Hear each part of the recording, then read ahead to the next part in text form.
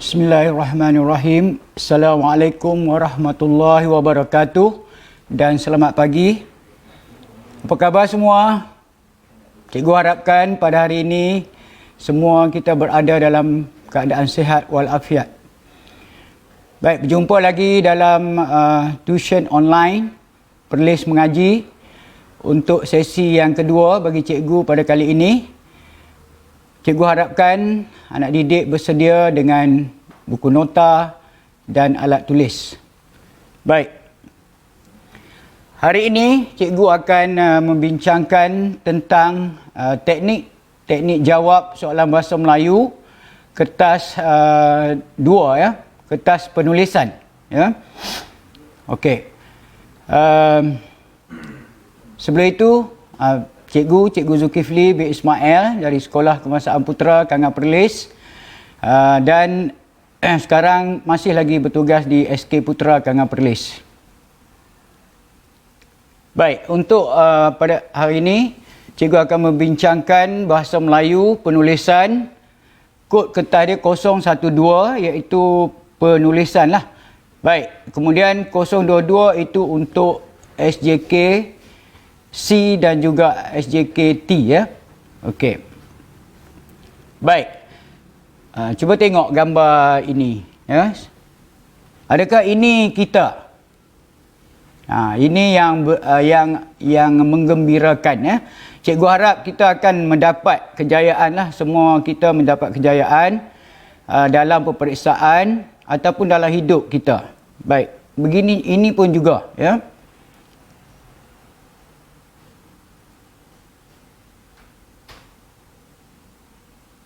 Okey, kejayaan akan menjadi bilik seseorang sekiranya dia rajin berusaha ya, rajin berusaha dan sering membuat latihan dan juga ulang kaji ya. Atau ini yang kita tidak maulah ya. Cuba tengok. Menyesal. Gambar ni kecil, maksudnya kita menyesal awal lah ya. Itu yang sebaik-baiknya. Okey. Untuk bahasa Melayu kertas penulisan, kita tengok dulu bagaimana format dan bentuk soalannya. Ya, yang ini telah diperkenalkan pada tahun 2016 kepada kita, masih baru lagi, yang masuk ke tahun yang kelima pada tahun ini untuk diuji kepada calon-calon. Okey, bahasa Melayu penulisan kertas 2 ini, dia terdiri daripada beberapa bahagian lah. Baik, tengok jenis instrumen atau soalan yang disoal ialah subjektif ya. Jenis item ialah respon terbuka ya. Bilangan bahagian dan soalan iaitu bahagian A mengandungi satu soalan yang mesti dijawab oleh calon. Bahagian B juga satu soalan mesti dijawab oleh calon. Bahagian C dua soalan ya. Jawab satu daripada dua. Maknanya kita boleh pilih untuk bahagian C. Okey, kita tengok jumlah markah. Bahagian A terdapat 10 markah. Bahagian B 15 markah. Bahagian C 25 markah. Jadi di sini jumlahnya adalah 50 markah. Dan untuk peratuskan senang. Kita darab 2 lah. Ya. Berapa yang kita dapat, kita akan darab dengan 2. Baik. Seterusnya. Okey, subjektif. Tadi cikgu dah bagi tahu, maknanya kita kena atau mesti menulis. Nak tak nak kena menulis ya. Bahagian penulisan ni kita kena tulis. Okey. Baik, jenis item ialah respon terbuka, iaitu soalan terbuka lah ya. Okey, di sini dia untuk menghasilkan atau mengolah sesuatu idea secara asli. Okey. Kemudian yang kedua, membuat pertimbangan dan penilaian rumusan tentang sesuatu idea atau maklumat ya. Okey. Bahagian atau bilangan soalan. Tadi cikgu dah jelaskan. A ada satu soalan, bahagian B ada satu, bahagian C ada dua soalan dan jawab satu soalan ya. Okey, jumlah markah ini ketiga-tiga bahagian ada 50 markah semuanya. Baik, masa menjawab. Ini amat penting ya, 1 jam 15 minit. Bermakna calon-calon atau murid-murid semua tak boleh leka. Ya? Semasa kita menjawab soalan, khasnya dalam peperiksaan, agihan masa itu amat penting. Ya? Kerana untuk penulisan ni dikuatiri, kita tidak sempat untuk menjawab ketiga-tiga bahagian.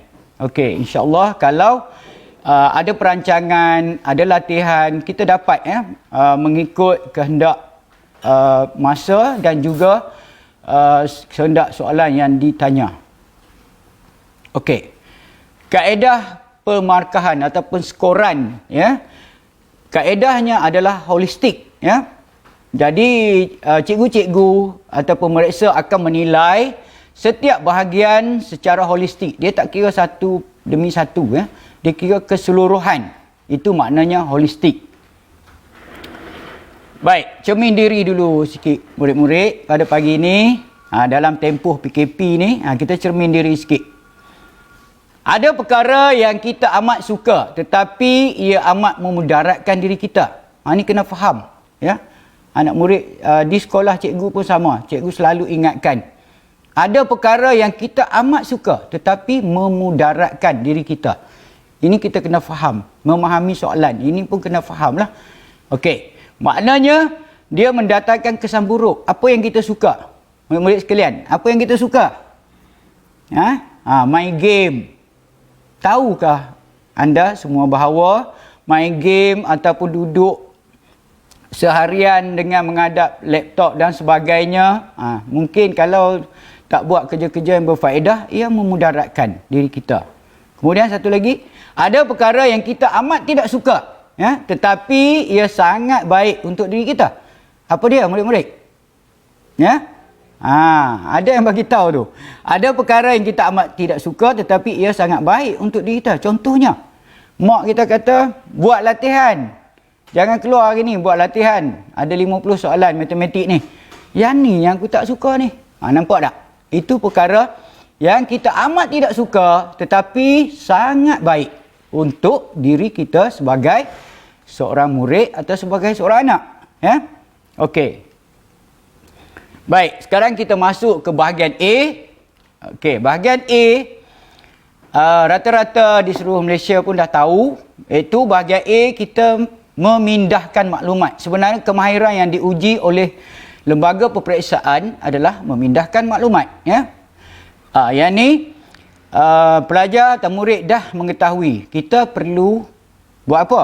Murid, menulis 5 ayat. Dia 10 markah saja. Baik. Bahagian A ni dia kata cikgu dah bagi tahu dah tadi, menulis ayat dengan perluasan subjek atau perluasan predikat dalam pelbagai situasi. Ya. Baik, biasanya soalan untuk bahagian A bergambar. Okey. Kemudian kita bina 5 ayat dan tiada had bilangan patah perkataan. Kita tak boleh tetapkan dalam satu ayat. Ada juga yang tetapkan kata 12. Ya?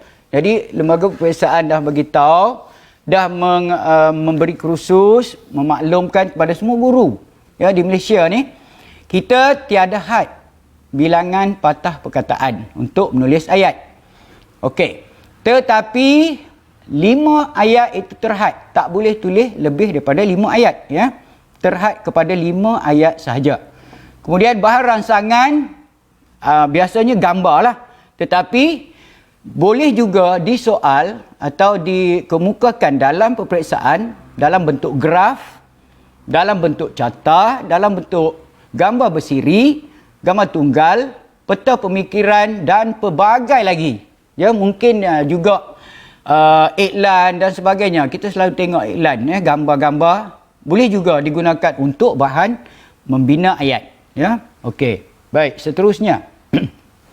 Cikgu nak masuk kepada teknik-teknik jawab soalan bahasa Melayu kertas penulisan 012 bahagian A. Baik, yang pertama, baca arahan dan soalan. Ya, ini sudah semestinya. Yang kedua, gariskan kata kunci. Yang ketiga, bulatkan dan tuliskan nombor di tempat yang hendak ditulis ayat. Yang ni pun dah dah diwar-warkan oleh guru-guru semua, juga penceramah, teknik jawab dan sebagainya. Okey, yang keempat, bina hanya 5 ayat. Itu perkataan hanya. Bermaksud tidak boleh tulis lebih daripada 5. Yang kelima, ayat yang ditulis hendaklah seimbang dengan gambar. Okey, yang ni juga cikgu akan jelaskan, ya. Okey, seterusnya ayat mestilah tepat dengan gambar dan gramatis. Apa maksud gramatis ni? Maksudnya adalah betul dari segi tata bahasanya. Ya, tak kiralah ejaan, tanda baca, huruf besar, huruf kecil, imbuhan dan sebagainya. Okey. Baik, kita tengok item contoh. Soalan contoh bahagian A. Kita tengok di sini dia dah bagi arahan, ya. Masa dicadangkan 15 minit. Nampak tak murid-murid sekalian? Jadi, semasa kita membuat latihan adalah perlu mematuhi masa yang telah ditetapkan agar kita tidak terlewat, tak siap dan sebagainya. Okey. Gambar di bawah menunjukkan cara-cara penjagaan kesihatan. Tulis 5 ayat yang lengkap tentang cara-cara menjaga kesihatan berdasarkan gambar. Jadi di sini pada teknik tadi cikgu dah bagi tahu bahawa kita perlu menulis nombor di tempat mana yang kita nak tulis ayat. Di sini nampak nombor 1, 2, 3, 4 dan 5. Okey, jadi kita hendak menulis ayat. Kita letakkan nombor, apa tujuannya? Okey, kita letakkan nombor supaya kita lebih memberi tumpuan. Terarah maksud dia. Kita ajak minda kita untuk fokus dan beri tumpuan kepada ayat yang pertama dahulu. Okey, sebab di situ ada nombor 1, maknanya ayat yang pertama. Okey, jadi kita fokus kepada ayat yang pertama. Baik, di sini juga tadi cikgu dah jelaskan kata kunci, cara-cara penjagaan kesihatan. Okey, itu kata kunci dia, cara-cara menjaga kesihatan. Jadi adalah perlu, ya, dan boleh dikatakan sangat penting pelajar atau murid memasukkan ni apa yang ada di dalam cara-cara kata kunci yang ada dalam soalan tadi, iaitu penjagaan kesihatan. Baik, kita tengok contoh ataupun ayat-ayat contoh. Okey, sebelum tu. Baik, sebelum cikgu ke contoh, kita tengok dulu sedikit panduan. Okey, panduan menulis ayat. Yang ni di sekolah rendah ni biasanya semua kita kena bagi tahu. Kena bagi penjelasan supaya terarah. Maksudnya dia boleh ikut, ya. Jangan jadi robot sudahlah, ya. Okey, maksudnya guru-guru ataupun tenaga pengajar perlu, ya, memberikan panduan. Walaupun panduan ni dah biasalah, mungkin ada cikgu dah bagi tahu, tapi hari ni cikgu nak ulang lagi sebagai ulang kaji. Baik, murid-murid semua boleh catat, ya. Okey, ini panduan yang kita para guru fikirkan, macam mana nak bantu anak didik di sekolah rendah ni untuk menulis ayat, ya. Okey. Baik, yang pertama, sebelum menulis ayat ataupun sebelum menjawab bahagian A, kita perlu, ya, tulis di bahagian atas ataupun dalam ruangan tempat jawapan tu, bahagian atas sekali kita tulis panduan ni. Tak ada salah, ya. Tak ada salahnya. Murid boleh menulis walaupun dalam peperiksaan yang sebenar, ya. Okey, kita tulis siapa, lepas tu buat apa, di mana, kenapa atau mengapa. Baik, ini akan jadi panduan kepada anak didik kita untuk menulis soalan. Okey, begitu juga dengan murid-murid boleh berpandukan panduan yang dicatatkan di bahagian atas. Okey, kita tengok. Okey, gambar yang tadi, ya, nombor 1. Kita tengok balik. Gambar yang nombor 1 ni, ni terdapat beberapa orang. Jadi ayat yang pertama tadi, ni dia. Beberapa orang ialah siapa? Dalam gambar tu. Siapa? Beberapa orang murid. buat apa? Apa yang dilakukan? Sedang bersenam. Okey, di mana? Di padang sekolah. Jadi kita ikut yang ni saja, ikut panduan. Seterusnya, mengapa atau kenapa? Kenapa dia bersenam ni? Untuk menjaga kesihatan mereka.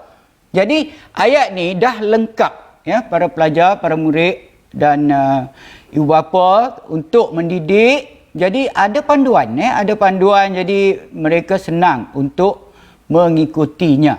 Baik. Kita tengok ayat yang kedua. Okey, murid-murid semua sedia untuk menulis ayat yang kedua. Kalau ada pen, kalau online anda boleh tuliskan di ruangan komen ya, nanti cikgu akan tengoklah. Baik, nombor 2. Ini nombor 2 ya. Jadi murid, okey, kamu semua boleh menulis ayat sampai ke nombor 5 berpandukan panduan yang cikgu berikan di atas. Okey, jadi cikgu rasa tak payahlah cikgu tunjukkan semua kita, sebab masa ni amat penting lah. Baik. Ini contoh ya. Soalan bahagian A ni dia boleh bagi macam ni. Dia tengok. Ya, bahagian A. Kita menulis ayat berdasarkan gambar ni. Gambar rajah ni menunjukkan jenis-jenis makanan. Tulis 5 ayat yang lengkap tentang gambar tersebut. Jadi kita tulis berdasarkan gambar ni. Baik. Seterusnya, ini juga okey. Kita masuk kepada penskoran ya. Jawapan bahagian A 10 markah, ini dia kriteria yang akan dinilai, akan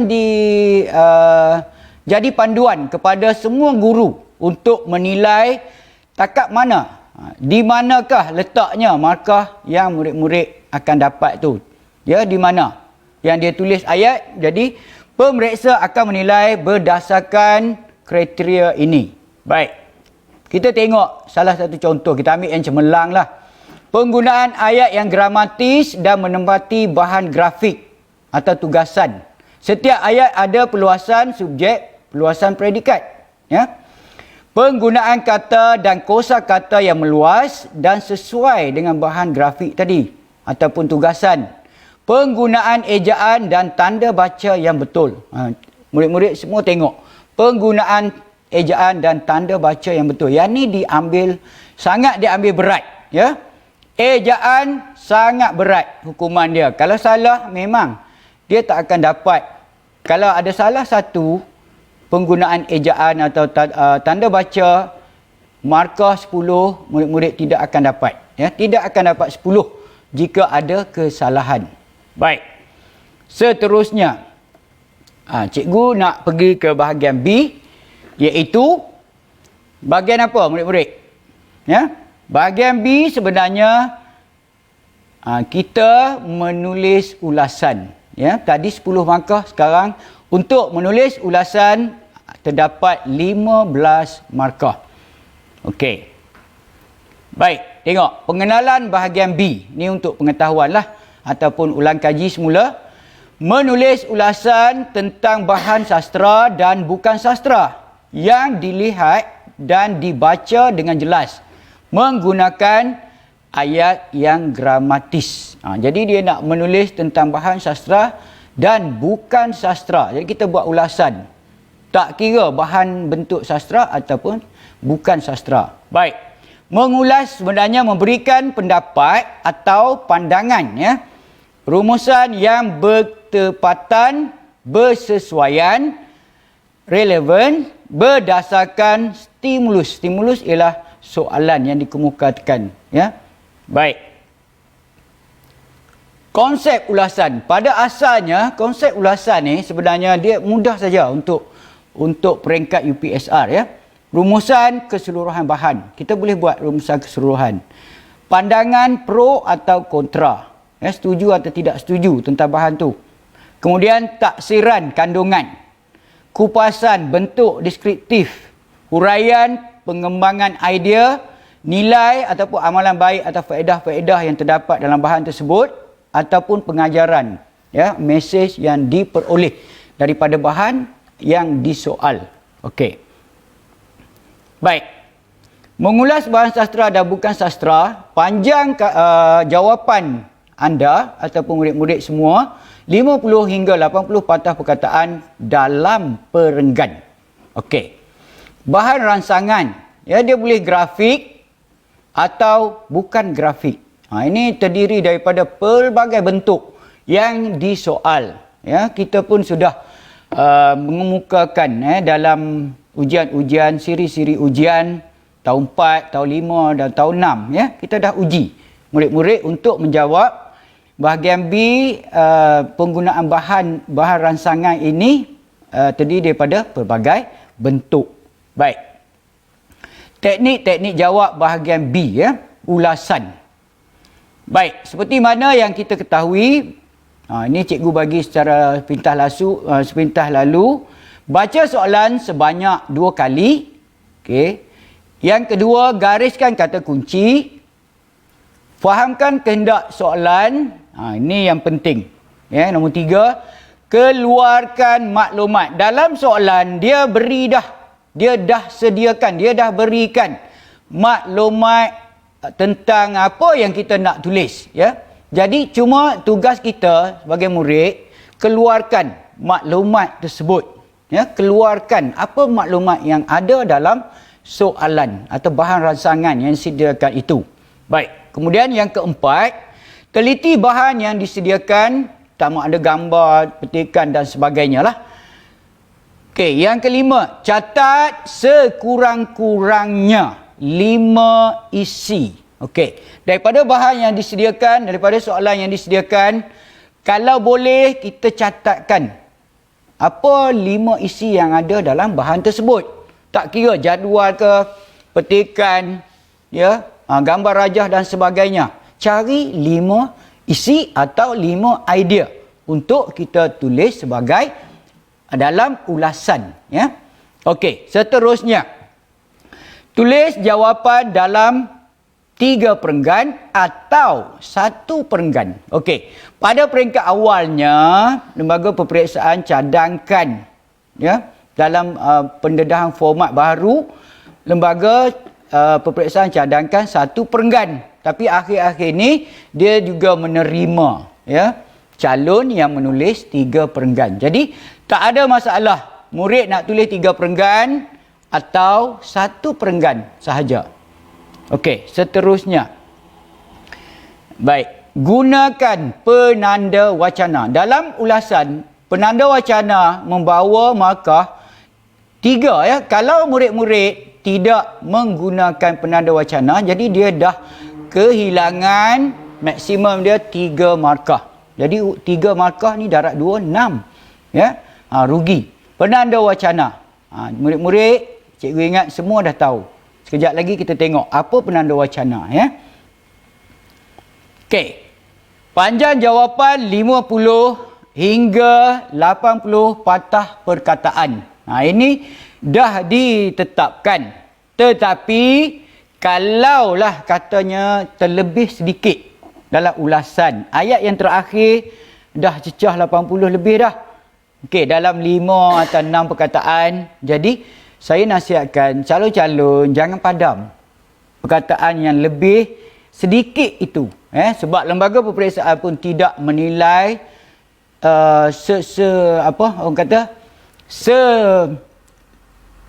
selurus, orang kata selurus ataupun mengikut betul-betul 80 patah perkataan, ya. Lebih sedikit jangan padam. Biarkan dan hantar jawapan tersebut. Okey. Baik, ini contoh, ya, bahagian B. Cuba kita tengok di atas ni 15 markah. 15 markah. Ini bentuk dia, bentuk apa? Menggunakan gambar rajah, ya. Gambar di bawah menunjukkan poster, gambar rajah ataupun poster piramid makanan. Okey, tulis ulasan tentang piramid makanan tersebut dalam bentuk perenggan. Panjang dia dah bagi tahu. Ya, ini contoh. Baik, kata kunci dia di sini ialah piramid makanan. Kita boleh tengok ini semua, ya. Ini bahan-bahan yang diberikan dalam gambar rajah ini adalah kita sebagai idea yang kita boleh keluarkan. Kita ambil balik sahaja sebenarnya. Ya, kita ambil balik dan olah dalam bentuk ulasan. Okey. Ini juga contoh, ya. Okey, kalau kita tengok ini bentuk carta bulatan, ya. Okey. Ini juga contoh. Dulu kita dah bagi yang ni dalam peperiksaan. Mula-mula dulu kita dah keluarkan, ya. Kebanyakan calon dapat menulislah. Okey. Nah, ini contohlah dalam bentuk 3 perenggan, ya. Yang cikgu sediakan ni. Okey. Rupanya lebih kurang macam ni lah jawapannya. Okey.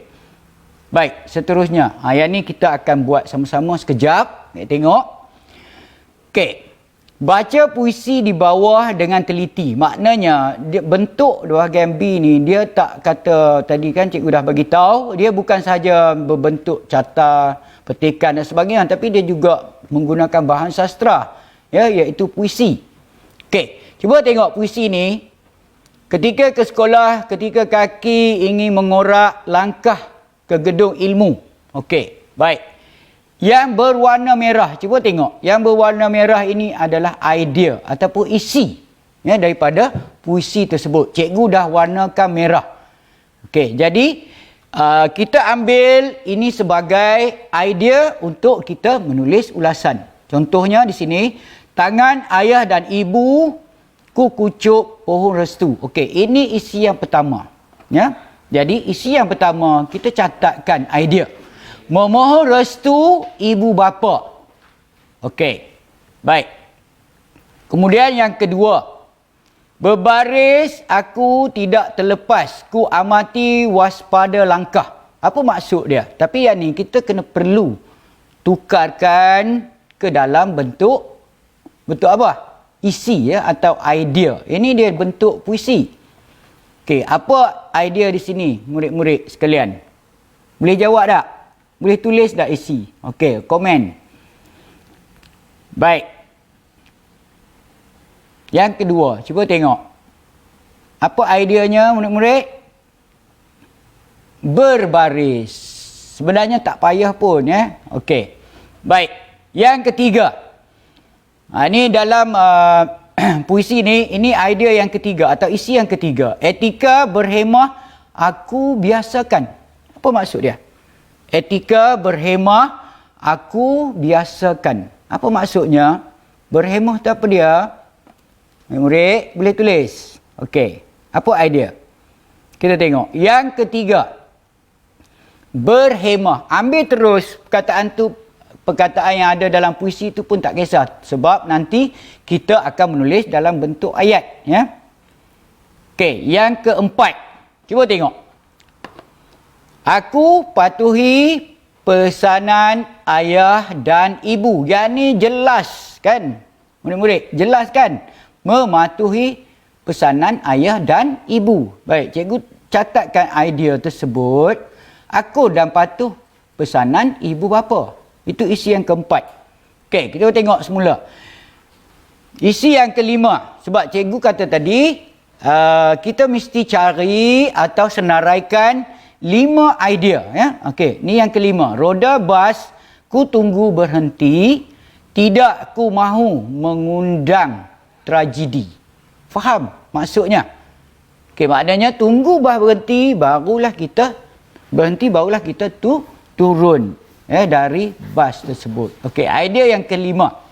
Menunggu kenderaan berhenti untuk kita turun dan sebagainya lah. Okey, itu idea.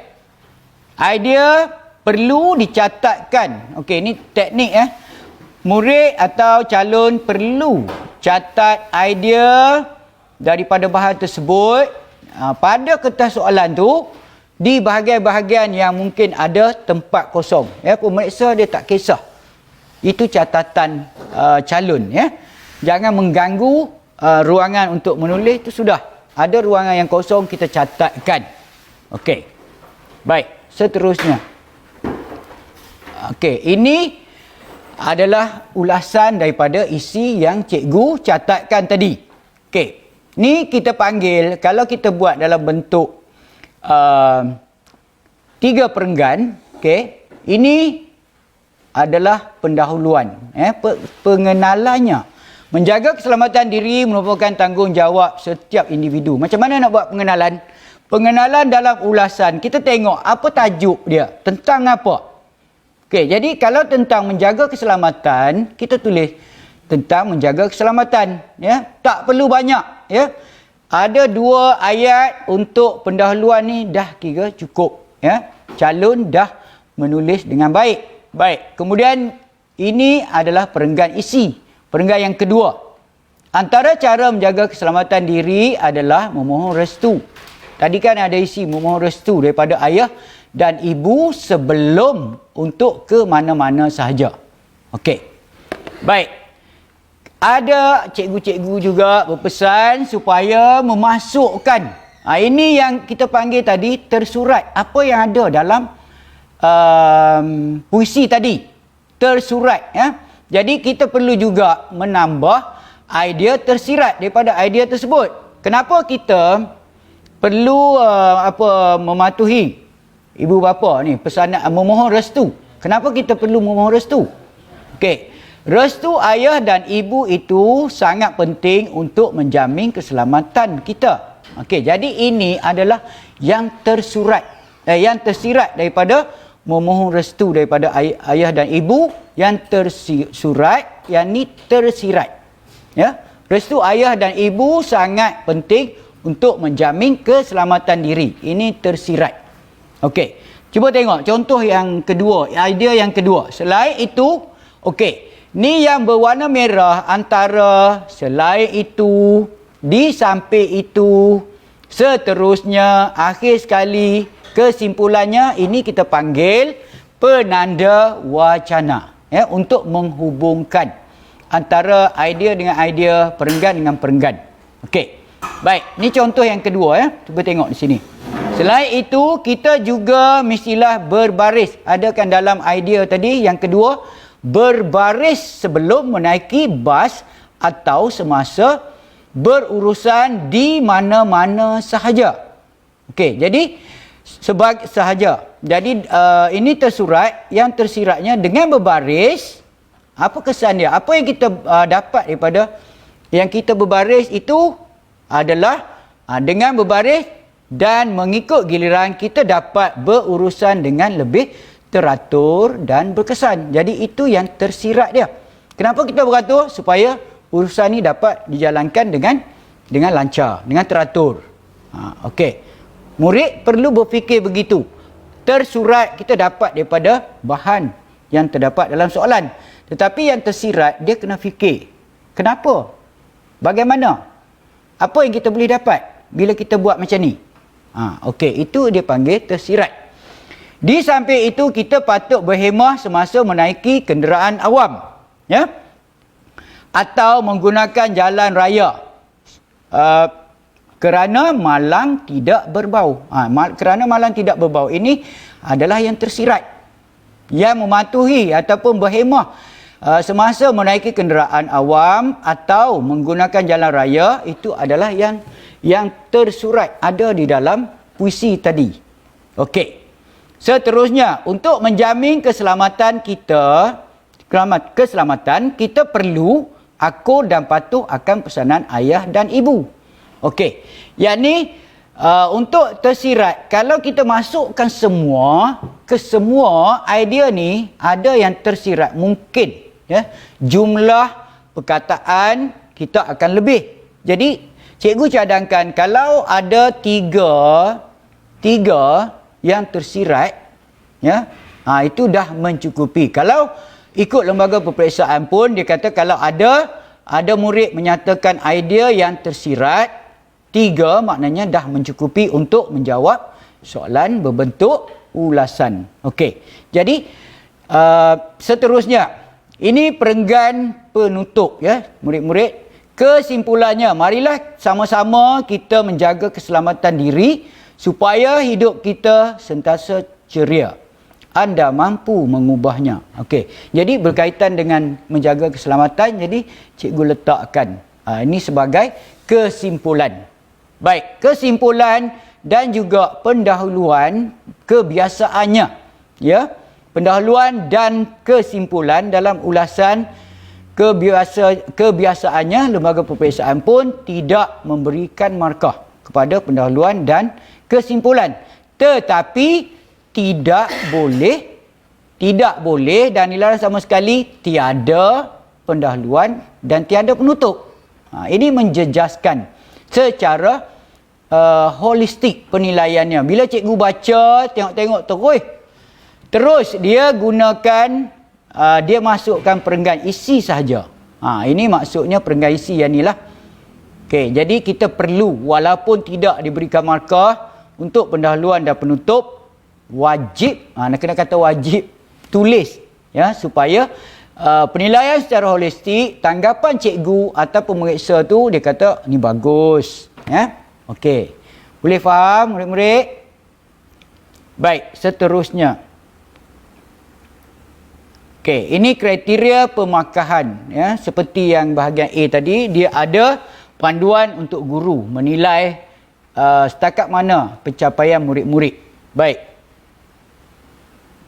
Okey, kita ke bahagian yang terakhir sebab yang ni bahagian C. Bahagian C mengikut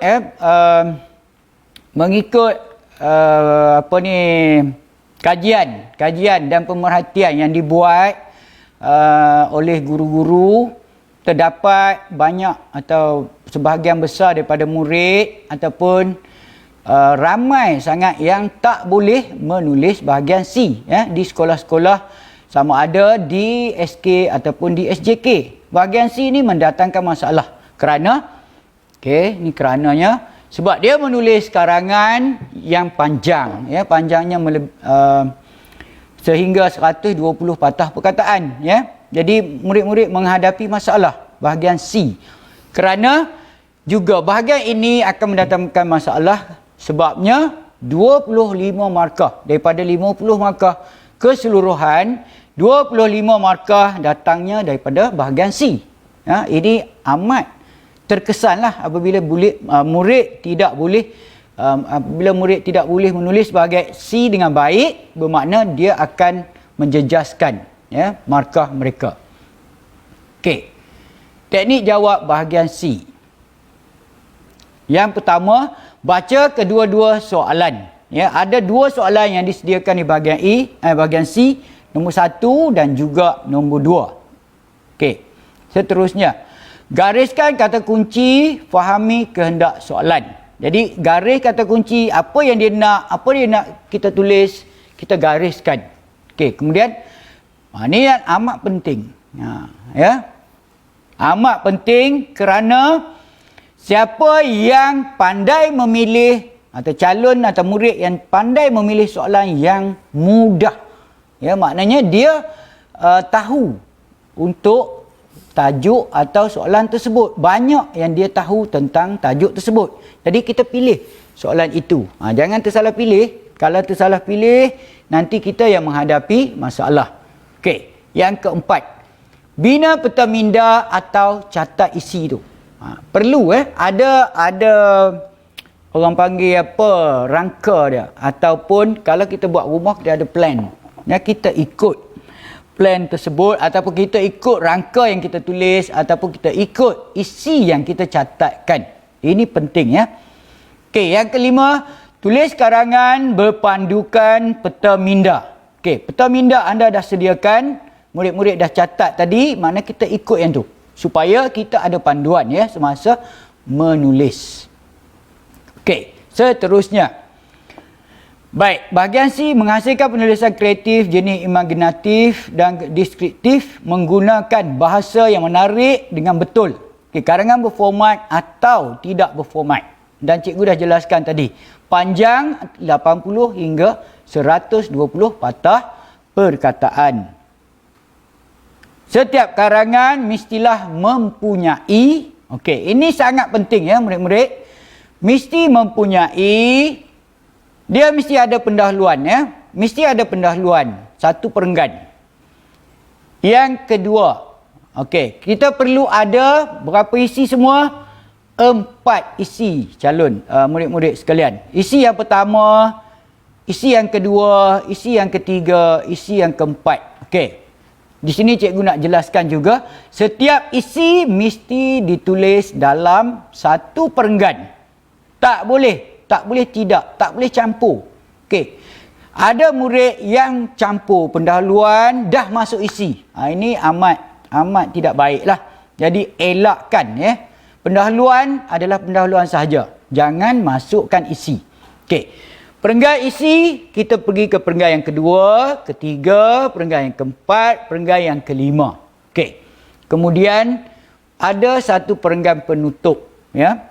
Penutup ni biasanya 2 ayat atau 3 ayat dah cukup ya. Begitu juga dengan perenggan-perenggan lain ya, calon untuk pendahuluan juga. Kalau ada 2 atau 3 ayat dah cukup. Begitu juga perenggan isi ya. Kalau ada 3 ayat dah mencukupi. Okey, cikgu nak tunjukkan bagaimana cara menulis huraian isi karangan ya. Baik. Isi karangan yang cikgu dah bagi tahu tadi, kalau boleh nyatakan atau tulis 4 idea, 4 isi ya. Bagaimana cara nak menulis huraian isi? Biasanya murid-murid saya pun juga menghadapi masalah dan untuk dia kata macam mana nak tulis lagi cikgu? Dia dah tulis dah 1 ayat je. Macam mana boleh jadi 1 perenggan 1 ayat? Cikgu kata tambah.